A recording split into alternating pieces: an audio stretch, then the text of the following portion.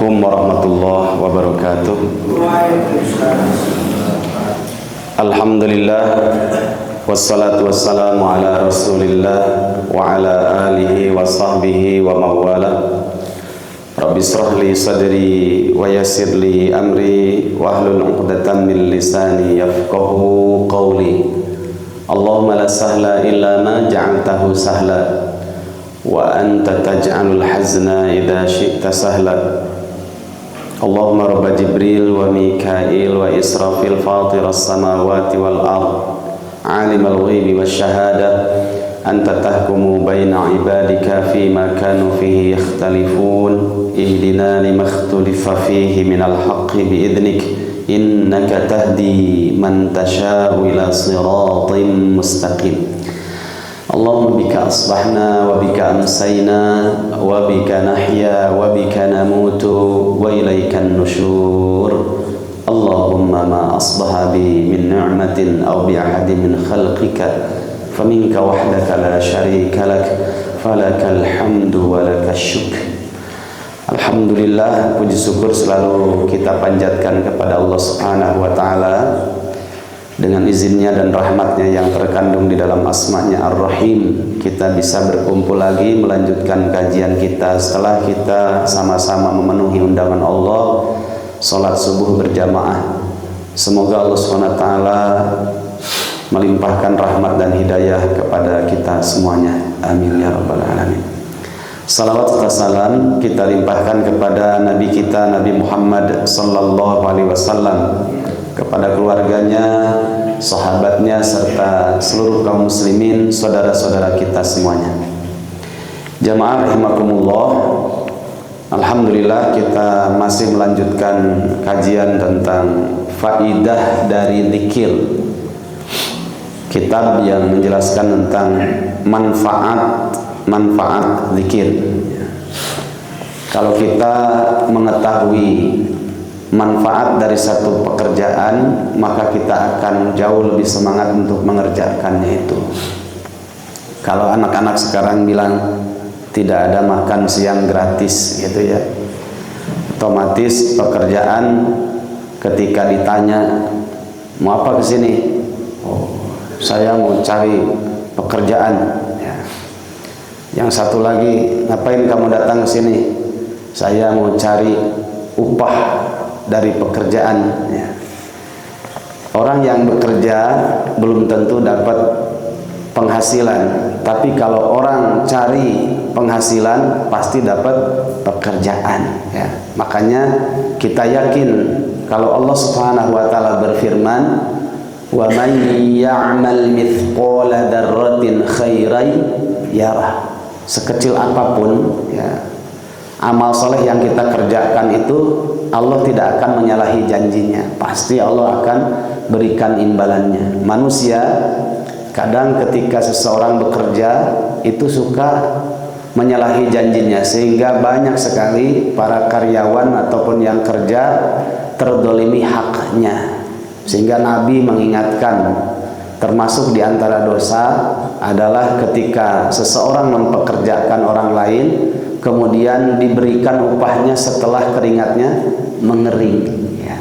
Tapi kalau Allah SWT, innallaha la yukhliful mi'ad, sama sekali sungguh Allah SWT itu la yukhlifu, itu pakai fi'il mudhari, selamanya continuous. Allah itu tidak akan menyalahi janjinya. Makanya yakin di dalam ayat-ayatnya itu selalu saja Allah SWT menyampaikan imbalan upah ya, baik yang disegerakan di dunia atau Allah akumulasikan nanti di akhirat.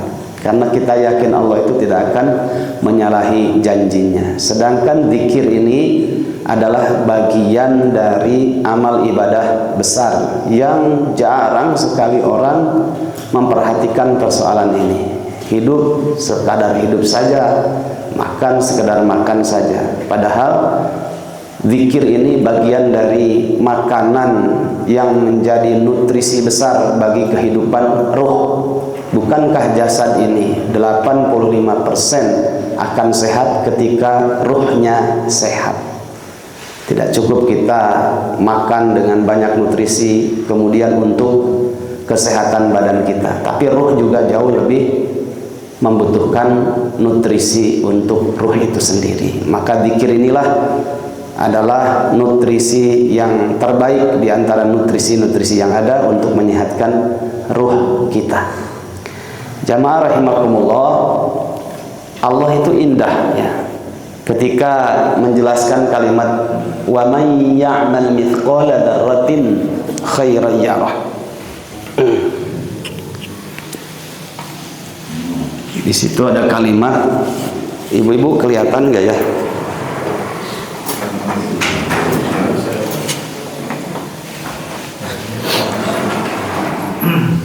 Wa may ya'mal mithqala dzarratin khairan yarahu. Makanya disebutkan, makanya kita mengkaji tentang faidah dzikir. Dzikir pekerjaan besar untuk nutrisi ruhiyah.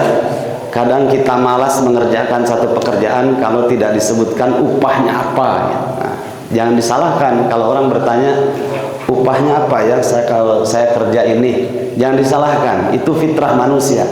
Orang bekerja keringatnya harus dibayar sebelum mengering. Nah, kalau Allah Subhanahu wa taala berfirman, "Wa may ya'mal mithqala dzarratin khairan yarahu." Wa man itu lil akil ya. Ini tadaburnya.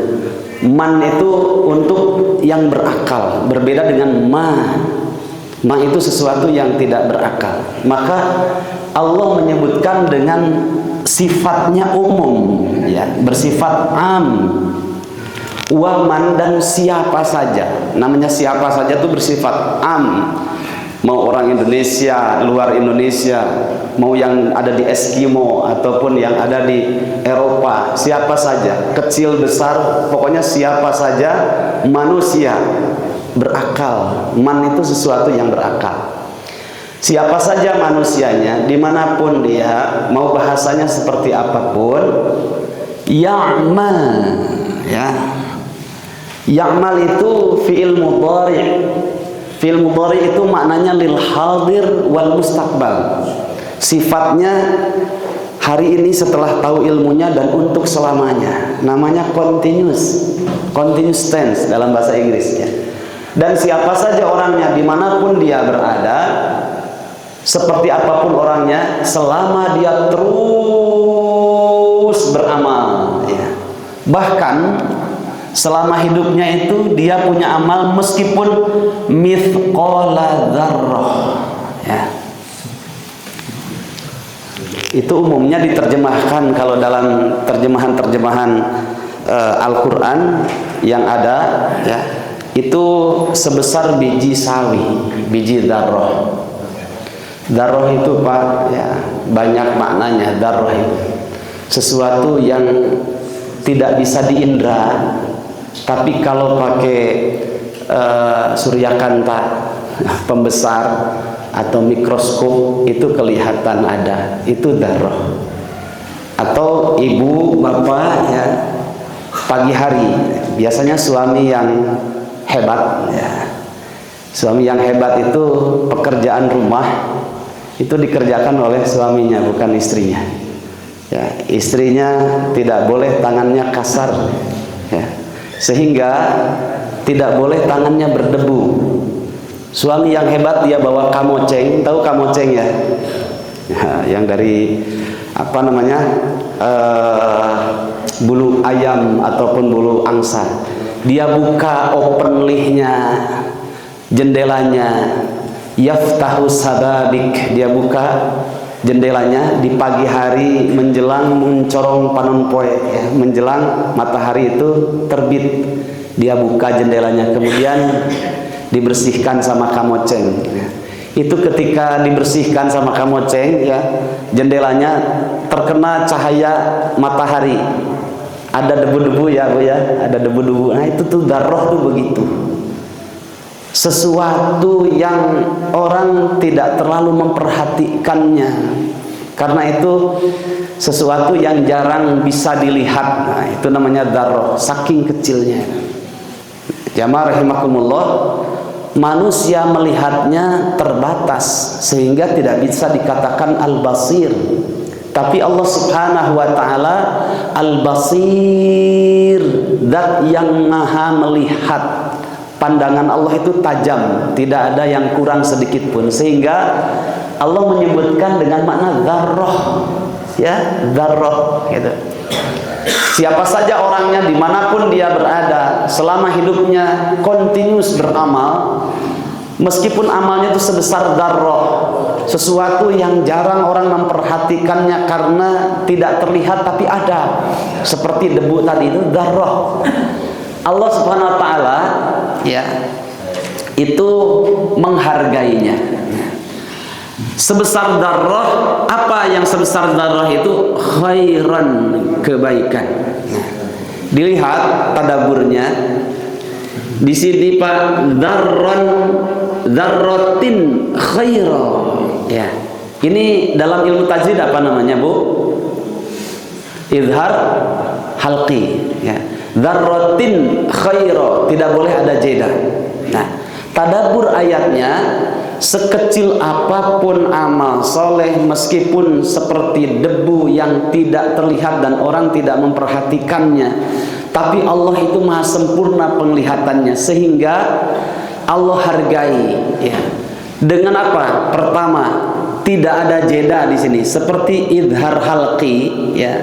Tidak boleh ada jeda dalam memberikan balasannya. Sekecil apapun amal soleh, ya, selama itu adalah khairan, kebaikan, dzarratin khaira, coba tidak ada jeda, langsung Allah cash, ya, dibayar oleh Allah cash, ya. Berbeda dengan ayat selanjutnya, dzarratin syarra, itu ikhfa, ya. Ikhfa itu ada zeda. Siapapun orangnya, dimanapun, ketika dia berbuat kejelekan, dosa, itu tidak langsung Allah catat sebuah dosa, tapi Allah masih menawarkan rahmatnya. Dzarratin syarra, supaya dia berpikir segera kembali kepada Allah SWT. Tapi kalau kebaikan itu tidak ada jedanya, langsung dibayar oleh Allah. Ya rohu, dari ro'a yaro, melihat. Maknanya, maka orang yang berbuat kebaikan meskipun sebesar debu tadi yang tidak bisa diindra, bagi Allah, Allah menghargainya. Orang itu akan yarohu, hunya ini kembali kepada kebaikan, ya, mithqala dzarrah, kembali kepada mithqala dzarrah. Maka orang yang mengerjakannya, dia akan melihat, akan merasakan, ya, imbalan dari Allah Subhanahu wa taala dari efek dari perbuatan baiknya meskipun sebesar dzarrah. Nah, zikir ini termasuk amalan besar, tapi orang jarang memperhatikan bahwa itu adalah menyimpan tawaran pahala yang besar dari Allah Subhanahu wa taala. Oke, ya. Nah, kalau jelas imbalannya, kita akan semangat dalam mengerjakan amalan itu, ya. Nah, sekarang kita masuk pada pembahasan. Kemarin sudah kita jelaskan poin yang ke-12, poin yang ke-17, ya, poin yang ke-17. Nah, sekarang kita masuk pada poin yang ke-18. Tapi ada yang tersisakan, hak ilmu yang terdapat pada poin yang ke-17, bahwa hati ini akan menjadi kotor, ya, sebagaimana kotornya tembaga ataupun logam-logam yang lainnya ketika terkena debu, dan tidak ada yang bisa melepaskannya, melebur, ya, debu-debu itu kecuali dengan zikir diantaranya. Maka seseorang ketika bertambah ingatnya kepada Allah, maka bertambah besar kesempatan untuk membersihkan debu-debu, kotoran-kotoran yang ada dalam hatinya. Tidak ada yang bisa mengotori hati kecuali dua. Satu, ghaflah, lalai. Orang yang lalai itu sudah kotor hatinya. Yang kedua, dengan dosa. Dosa itu bisa mengotori hati, ya. Sekali berbuat dosa, satu titik noktah hitam itu ada mengotori dalam hatinya. Dan karakter dari dosa itu ketagihan, sehingga dia ingin sekali melakukan yang kali keduanya. Ada lagi noktah hitam lagi, ingin lagi, ketagihan melakukan yang ketiga, yang keempat, dan kesekian kalinya, bertambah kotor juga hatinya. Bahayanya kalau itu sudah lewat dari usia 40 tahun, lebih dahsyatnya lagi kalau dia tidak memaksakan diri untuk mentalak 3 dari perbuatan dosa yang dia biasakannya. Repot kalau sudah menjadi kebiasaan, maka menjadi sesuatu yang tidak bisa dia tinggalkan. Sehingga sering kita dengar, duka kumaha ya, tidak nges kebiasaan mah, sepertinya hidup ini tidak sempurna kalau tidak melakukan ini, ya. Jadi dosa itu menuntut, ya, sebagaimana dalam surat Al-Mutaffifin, balrona ala qulubihim ma kanu yaksibun. Sekali dicoba dia akan menagih, 2 kali dicoba akan bertambah, ya, pulutnya, 3 kali dicoba lagi maka akan tambah besar lagi lengket dari pulutnya. Terus menagih. Bahayanya las-saghair ma'al israr. Dosa kecil saja kalau dilakukan terus-menerus bisa menjadi besar. Lebih bahayanya lagi menjadi bagian dari kehidupan dirinya yang tidak bisa dia pisahkan. Itu namanya, kata orang Tasik, ya, tanya ke Pak Haji, gurat batu jelema gitu maksudnya gitu ya. Akhirnya sifat dari sifat orang kafir itu ada dalam surat Al-Baqarah ayat yang ke-6. A'andzartahum am lam tunzirhum la yu'minun. Susah kalau sudah begitu, ya, gurat batu hati gitu. Diperingati ataupun tidak diperingati, ya sama saja, peringatan itu lewat saja. Biasanya kalau diperingatkan banyak alasan. Nah, ini sudah musibah, ya. Maka di sini disebutkan wa hadhihi hiya uqubatul qalbi. Ini adalah siksaan bagi hati. Lalai dan dosa itulah yang mengotorinya. Wa jala'uhu bi syai'aini bil istighfari wa dzikr. Dan obatnya itu, ya, adalah dengan memperbanyak istighfar, tidak ada lagi, wa dzikr, dan dzikir, ya. Ada yang bertanya, sengaja tidak saya jawab secara pribadi, Ustadz, apa perbedaan antara istighfar dengan dzikir? Sengaja saya sampaikan di sini biar, ya, li yuballighi asyahidu minkum al-ghaibah, ya, supaya hadis ini tidak terjadi, ya. Artinya cukuplah mewakili, yang lain juga bisa mendengar yang sama. Karena dalam hadis, orang yang hadir di antara kalian hendaklah menyampaikan kepada yang tidak hadir. Kalau japri kan begitu, dia punya kewajiban untuk menyampaikan kepada yang lain. Kalau begini peluangnya lebih besar, ya, karena didengar oleh banyak orang. Bagus pertanyaan itu, ya, karena pertanyaan menunjukkan kualitas orang yang bertanya, ya. Saya pernah, Pak, waktu di Bangka waktu itu, ya, ada mungkin 1000 orang itu, ada majelis zikir, pakai baju putih semuanya, pakai baju putih, pakai ini, ya. Kemudian jenggotnya sudah tua-tua, ya, sudah putih. Kalau sudah memutih itu harus banyak bersyukur, ya. Berarti tanda kematian itu sudah dekat, ya. Peringatannya sudah besar, peringatannya dari Allah, ya. Tapi yang jenggotnya masih hitam, rambutnya masih hitam, ya, satu sisi harus bersyukur, tapi satu sisi harus ingat kematian itu tidak melihat usia, ya, tidak melihat usia. Yang paling ditakuti oleh para ustadz yang ngisi, ini rahasia di antara kita, ya, jangan disampaikan ke yang lainnya. Itu kalau ngisi di mana-mana pasti yang dikhawatirkan itu ada tanya jawab. Nah, itu Karena menjawab pertanyaan itu mudah, yang susah itu bener nggak jawabannya. Lebih susah lagi gimana jawaban itu bener dan adil. Nah itu yang lebih susah. Saya waktu ngisi, wah ini paling depan, paling tua, jenggotnya panjang, biasanya minumannya habatus sauda lagi ini ya. Kan gitu ya, madu Yaman gitu. Ternyata setelah selesai Pak, betul itu beliau tanya, waduh ini kalau sudah tua kan pasti pertanyaannya susah kan, pengalamannya sudah banyak gitu ya. Saya istighfar saya, Allah mudah-mudahan ini pertanyaannya nggak susah jawabannya, karena pertanyaan itu menunjukkan kualitas orang yang bertanya. Alhamdulillah Pak, pas itu tanya mudah-mudahan tidak susah. Ustaz mau tanya, orang bangga kan Ustaz, nggak ada Ustaznya. Ustaz mau tanya, ya silakan Pak. Tanya apa Pak? Kalau sholat duha itu jam berapa? Gitu. Alhamdulillah mudah gitu ya. Nah, ternyata si bapak itu baru hijrah ya. Mantan preman terus baru hijrah ya. Sehingga lagi suka-sukanya membangun kesadaran dirinya untuk semangat dalam sholat duha gitu ya. Nah, kita jelaskan tentang itu. Apa perbedaan antara istighfar dan dzikir ya?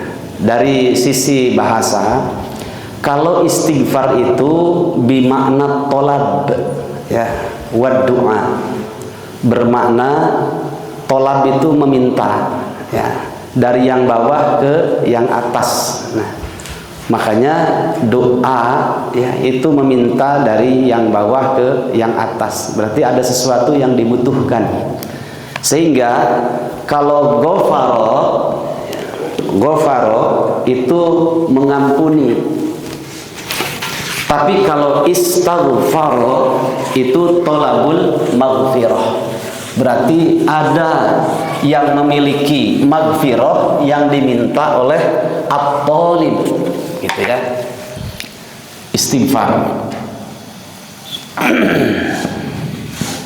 istighfar ini bermakna at-talab, bermakna at-talab.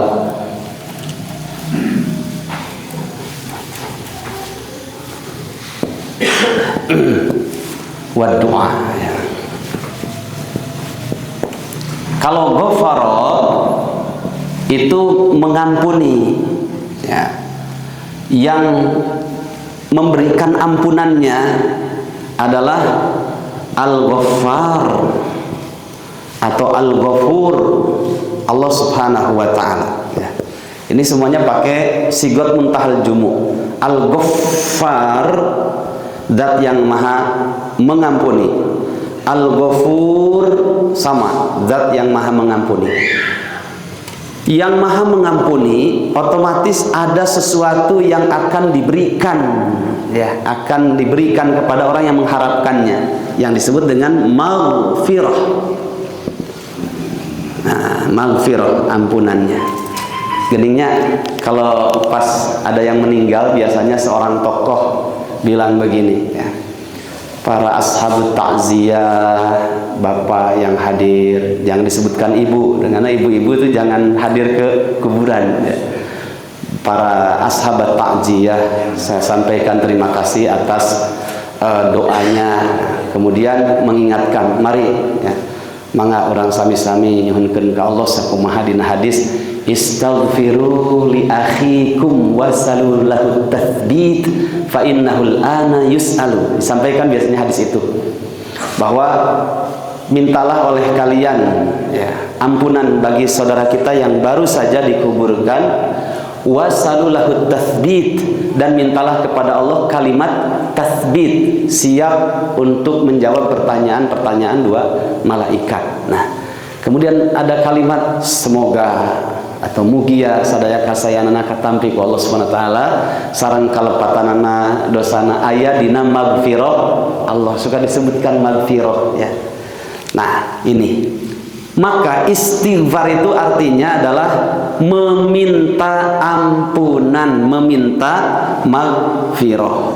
Itu namanya dari bawah ke atas, dari seorang hamba kepada pemilik ampunan. Itu namanya istighfar ya. Dan istighfar itu efeknya banyak ya. Efek dari istighfar itu banyak. Orang yang biasa istighfar, sampai dikatakan oleh Hasan Al-Basri, menunjukkan hamba itu sangat butuh kepada Allah, ya, karena dirinya merasa banyak dosa sehingga dia butuh kepada ampunan Allah SWT. Makanya kata beliau ketika menyelami surat Az-Zumar ayat yang ke-53, Qul ya ibadiyalladzina asrafu ala anfusihim la taqnatu min rahmatillah. Terasa gitu ya luasnya rahmat Allah berupa ampunannya. Bahwa katakanlah wahai Muhammad kepada umatmu, ya, kepada hamba Allah SWT, ya ibadi, wahai hamba-hambaku, la taqnatu min rahmatillah. La ya ibadiyalladzina asrafu ala anfusihim, wahai hamba-hambaku yang telah melampaui batas terhadap diri mereka sendiri, sudah kebangetan dosanya itu, ya. Kemudian ada secercah hidayah, kemudian tobat, ya. La taqnatu mir rahmatillah, jangan pernah kalian selamanya putus asa dari rahmat Allah, ya. Contoh begini, putus asa tuh Bu, Pak, Ustaz abdi teh baheula lu cenah nya kaduhung nama ayeuna geus kolotnya, dan memang kaduhung mah biasana sok kitu tara keur ngora keur kolot gitu. Geus kolot geus kamalinaan kakara gitu. Abdi mah baheula kieu ayeuna cenah hayang tobat, nah tobat abdi teh bade ditampi ku Allah moalnya gitu. Teu pede, la taqnatu mir rahmatillah, sudah dijawab oleh Allah, jangan putus asa selamanya dirimu itu dari rahmat Allah. Ayeuna abdi cenah ngalakukeun dosa, nah teras tobat, dosa abdi teh bakal dihampura ku Allah, moal bakal dihapus moalnya cenah. La taqnatu mir rahmatillah, ya, jangan pernah putus asa dari rahmat Allah. Kenapa? Innallaha yaghfiru, pakai continuous. Nah, ini menjelaskan tentang maghfirah.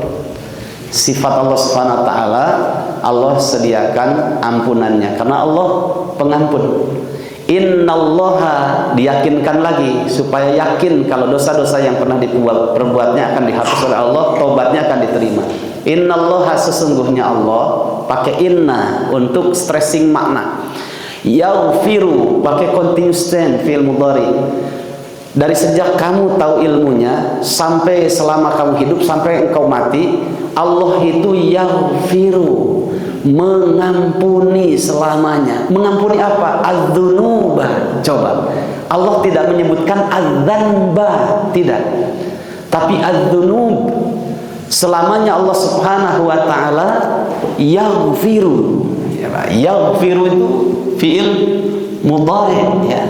Selamanya Allah mengampuni. Mengampuni apa? Allah tidak menyebutkan satu dosa, dzanba, tidak. Tapi menyebutkannya ad-dzunuba, ya. Jamak bentuknya, plural, ya. Seluruh bentuk dosa. Dosa yang mana? Tambah lagi supaya yakin, ya. Supaya yakin, jami'an. Coba, ya. Di sini ada innallaha, ya. Pakai strengthing makna. Kemudian yaghfiru continuous, ya. Ad-dzunuba di sini pakai plural, ya. Bentuknya jamak. Ditambah lagi jami'an, dosa yang mana? Jami'an, seluruh bentuk dosa, ya. Nah, baru terasa makna maghfirah itu. Seluruh bentuk dosa, ya. Supaya kalimat tadi, nah abdi kalau upami abdi tobat katampi, moal tobat abdi upami abdi ngalakukeun dosa, kemudian dosa-dosa saya setelah tobat dihapuskan enggak ya oleh Allah Subhanahu wa taala? La taqnatu mir rahmatillah, innallaha yaghfiru dzunuba jami'an. Ditambah lagi coba, ya. Innahu huwa lagi, sudah ada hu menjelaskan kata ganti tunggal, ya, kepada Allah Subhanahu wa taala. Pakai huwa lagi. Innahu, sesungguhnya dia Allah. Yang mana huwa itu loh, Allah yang itu tuh, ya. Yang mana Al-Ghafur, ya. Al-Ghafur, ya, yang Maha Pengampun. Terus Ar-Rahim, ya. Selalu kalau menjelaskan tentang maghfirah, ya, kalimat ini Allah sebutkan. Ini juga sebutkan karena salah satu bentuk dari kasih sayang Allah itu Allah tawarkan maghfirahnya, sehingga Ar-Rahim disebutkan. Baru tenang, ya. Makanya di dalam hadis qudsi dikatakan, ya ibadi, wahai hamba-hambaku, lau anna dunubaka ananas sama thumma astaghfartani la ghafartu laka walau bali. Wahai hamba-hambaku, kata Allah dalam hadis qudsi, lau anna dunubaka ananas sama, seandainya dosamu itu menjulang sampai ke langit, sudah kebangetan dosamu itu, thumma astaghfartani, kemudian kamu jujur datang kepadaku meminta ampunan. Summa astaghfartani itu meminta ampunan, istighfar tadi, datang kepadaku. La ghafartu, lamnya lam taukid, la ghafartu laka wala ubali, benar sungguh pasti akan aku ampuni dosa-dosamu, tidak aku hiraukan sebesar apa dosamu. Ya, sampai Imam Syafi'i itu menjelaskan tentang istighfar itu, membuat sebuah syair yang bagus. Kata beliau, falamma qasa qalbi wa dhaqat madahibi, ketika hatiku mengeras dan jalan-jalan hidupku menyempit, pokoknya sudah begitu terlalu banyak dosanya, ja'altu roja bi afwika sulama, maka aku jadikan harapanku untuk diampuni, ya, harapanku untuk diampuni aku jadikan sebagai tangga menuju ampunanmu. Falamma qarantuhu bi afwika rabbi, maka tatkala aku sandingkan antara harapanku untuk diampuni dengan ampunanmu, disandingkan, direndengkan, kana afuka a'dhama, ternyata ampunanmu itu jauh lebih besar daripada harapanku untuk diampuni. Kan begitu. Jika kamu datang kepadaku, kata Allah dalam hadis qudsi juga, satu jengkal, aku akan datang kepadamu satu hasta. Jika kamu datang kepadaku satu hasta, aku akan datang kepadamu satu depak. Jika kamu datang kepadaku dengan berjalan, aku akan datang kepadamu dengan harwalah, dengan berlari kencang. Jadi sebelum kita meminta ampunannya, Allah itu sudah menyediakan ampunannya jauh lebih luas dari sekedar harapan kita untuk diampuni. Nah, itu luar biasa. Makanya perbedaan istighfar dengan zikir itu berbeda.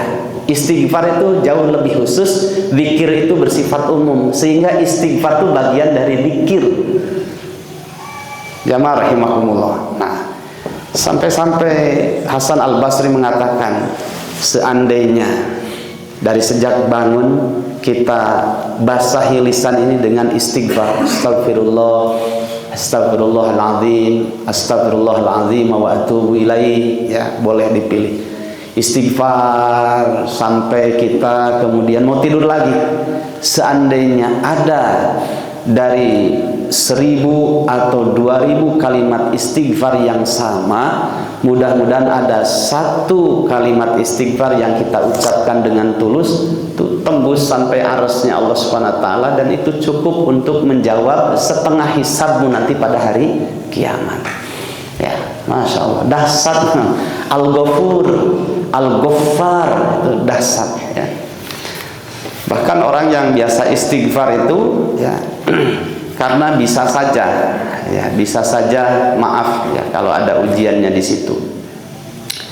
Bisa saja orang susah dalam usaha itu karena terhalang oleh dosa. Bisa saja orang itu sakit-sakitan, itu bisa saja karena efek dosa. Bisa saja orang itu tidak punya, maaf, keturunan, bisa saja itu karena dosa, ya. Makanya ketika ada 3 orang yang datang kepada Syekh Hasan Al-Basri, kemudian diperhatikan tamu ini oleh muridnya ya, Syekh Hasan Al-Basri datang, unjukkan, curhat gitu ya, bertanya, Syekh, saya ini udah lama menikah tapi belum punya anak, istighfar. Dah, orang kedua datang lagi, Syekh, saya ini sudah bercocok tanam lama gitunya, melak itu anger we cenah eueuh hasilna, ayo we ku hama deui istighfar. Syekh, saya ini di tempat saya selalu saja banjir, hujannya tidak memberikan manfaat gitu.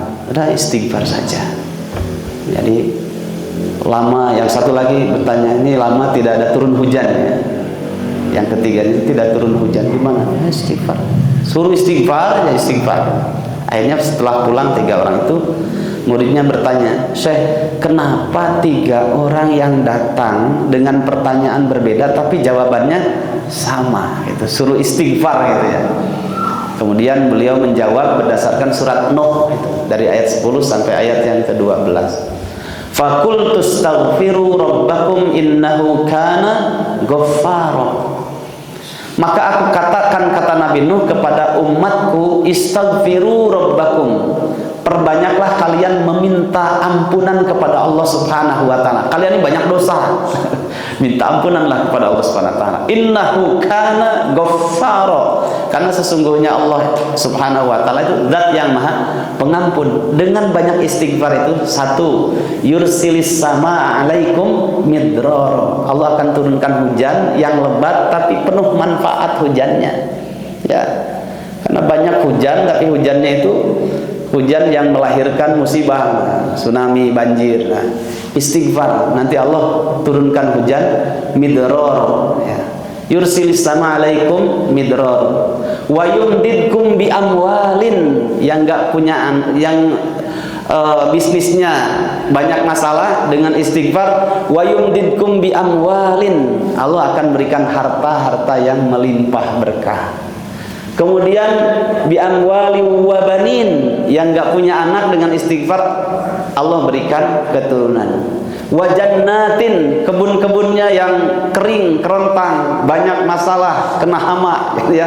Dengan istighfar itu Allah berikan kemudahan dalam bercocok tanamnya. Wa anharo, dan sumber untuk pengairan yang disebut dengan sungai itu akan mengeluarkan airnya yang berkah untuk bercocok tanam. Nah, istighfar ya. Jadi banyak istighfar saja, istighfar gitu ya. Ada masalah, astagfirullahaladzim. Jangan bilang begini ya, pas ada musibah itu, apapun bentuk musibahnya, kemudian kita istighfar, astagfirullahaladzim. Bagus ya. Allahumma ajirni fi musibati wa akhlif li khairan minha ya. Istighfarnya bagian dari zikir. Allahumma ajirni fi musibati wa akhlif li khairan minha, doanya gitu ya. Nah, ketika itu jangan bilang begini, ya Allah abi teh dosa naon, siga teu boga dosa. Masalah itu ya. Harusnya diikuti dengan kalimat kedua yang benar itu ya. Ini dosa apa yang saya lakukan? Dosa yang mana yang saya lakukan sehingga ada musibah ini? Nah, itu baru bagus ya, mengakui punya dosa. Ari aing dosa naon ya euy? Nah, siga teu boga dosa ya. Harusnya dosa yang mana yang saya lakukan ini ya, dosa yang mana yang saya lakukan ini, sehingga saya mata sakit ya, usaha netek semplek mincak semplak misalkan ya, kemudian bercocok tanam merugi. Nah, itu istighfar ya. Itulah perbedaan antara istighfar dengan zikir ya. Surat 3 ayat 135 Allah Subhanahu wa taala berfirman, walladzina idza fa'alu fahishatan aw dzalamu anfusahum dzakarullaha ya. Dan orang-orang yang ketika mereka berbuat fahisah, perbuatan yang keji, kemudian mereka mendolimi diri mereka sendiri, kemudian mereka diberikan kesadaran, dzakarullaha, segera mereka ingat kepada Allah ya, ingat kepada Allah. Subhanallah, alhamdulillah, wala ilaha illallah, wallahu akbar. Nuhun ya Allah, abdi diemutan ya abdi sudah bobolongkot ku dosa ya, alhamdulillah ya Allah diemutan. Kalimat alhamdulillah, wala ilaha illallah, wallahu akbar itu kalimat zikir. Fastaghfaru, kemudian diiringi dengan meminta ampunan kepada Allah, lidunubihim, karena dosa-dosa mereka. Wa may yaghfirud dunuba, dan tidak ada seorang pun yang bisa mengampuni dosa-dosa illallahu, kecuali hanya Allah. Walam yusirru ala ma fa'alu wa hum ya'lamun, dan orang kalau jujur tobatnya, mereka tidak meneruskan atas apa perbuatan dosa yang telah mereka perbuat, wa hum ya'lamun, dan mereka mengetahuinya. Itulah perbedaan antara istighfar dengan zikir ya. Taib jamaah rahimakumullah. Ternyata sudah jam berapa ini? Jam 6 lebih 10 lebih 12 ya. Semoga nanti kedepannya kita bisa memulai habis subuh langsung ya. Atau mau jam 3 malam nanti nggak umum kan. Ada yang dzikir kan berjamaah jam 12 sampai menjelang subuh, nggak umum ya. Nggak umum. Nanti menjelang subuh pada capek. Saya ketemu santri-santrinya, kemana capek habis dzikir bersama katanya. Akhirnya dzikir bersamanya dikerjakan, sholat subuh berjamaahnya tidak, musibah. Ya sudah, yang umum-umum saja lah habis subuh ya. Nah, kita kajiannya habis subuh. Sedikit saja poin yang ke-18, sedikit saja dilihat ya, kita baca dulu. Annahu sesungguhnya zikir yuhittu al khotoya, bisa melebur kesalahan-kesalahan ya. Wa yudhibuha, dan dengan zikir itu bisa menghilangkan kotoran-kotoran, kesalahan-kesalahan. Kenapa? Fa innahu, karena sesungguhnya zikir min a'zamil hasanati, termasuk dari sebesar-besar, seagung-agung kebaikan. Kebaikan itu banyak. Zikir adalah salah satu paling agung di antara kebaikan yang ada. Wal hasanatu, dan kebaikan-kebaikan itu, seluruh bentuk kebaikan, yudhibnas sayyiati ya, karena maf'ul kalau itu jamak muannats salim kasrah ya. Dan seluruh kebaikan-kebaikan itu akan melebur seluruh kesalahan-kesalahan. Nah, dalilnya mana? Dalam surat 11 Hud ayat yang ke-14. Di situ ada kalimat innal hasanati yudhibnas sayyiat. Sesungguhnya kebaikan-kebaikan, apapun kebaikan itu bisa yudhibnas sayyiat, akan melebur, menghilangkan kesalahan-kesalahan ya. Dzalika dzikra lidzakirin. Nah, di situ disebutkan, dan itulah peringatan bagi orang-orang yang mereka biasa mengingat Allah Subhanahu wa taala. Makanya zikir itu sebesar-besar kebaikan, dan setiap kebaikan akan melebur dosa. Makanya orang yang sering mendapatkan musibah ya, itu dia akan memperbanyak ingat kepada Allah Subhanahu wa taala, zikir. Ma min musibatin tusibul muslima illa kanat kafaratan lahu hatta syaukati yushakuha. Tidaklah musibah yang menimpa seorang mukmin kemudian dia menyadari dan sabar atas ujiannya itu, maka Allah akan leburkan dari dosa-dosanya itu ya. Bukan berarti menantang Allah, ya Allah habis dosa mangga pasihan musibah sing seueur.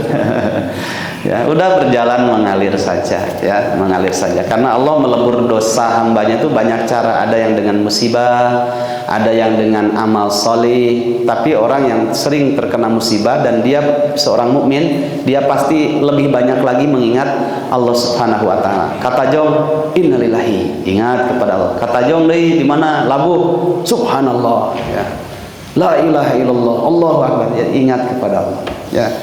Itu sementara yang bisa kita pelajari. Insya Allah yang akan datang kita masuk pada poin yang ke-19. Kajian memang begini Ibu ya Bapak, jadi sabar, tidak seperti ceramah gitu.